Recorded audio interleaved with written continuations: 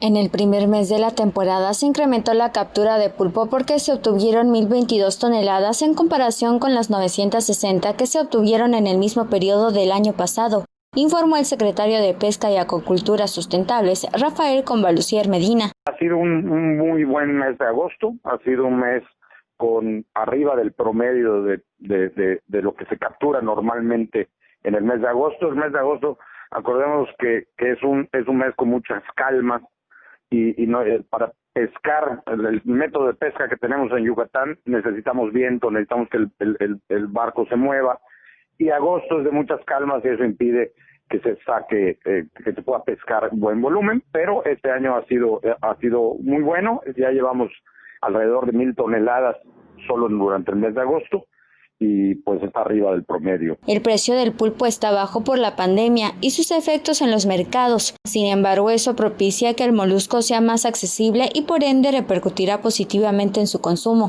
Desgraciadamente, por estos eventos, el precio del pulpo se fue para abajo, por la pandemia, por la situación económica que en el mundo. El mercado está pagando menos.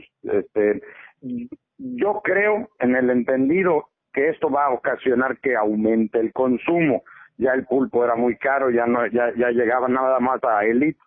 Ahorita, pues como el precio ya está un poco más razonable, va a permitir que aumente el consumo. Conforme se reactiven los mercados de España e Italia, que manifestaron su interés por el pulpo maya, la especie se venderá posiblemente en septiembre. El reporte es de Álvaro Martínez, Teleyucatán te informa.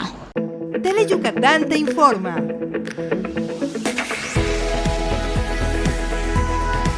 Lunes a viernes, 3 de la tarde.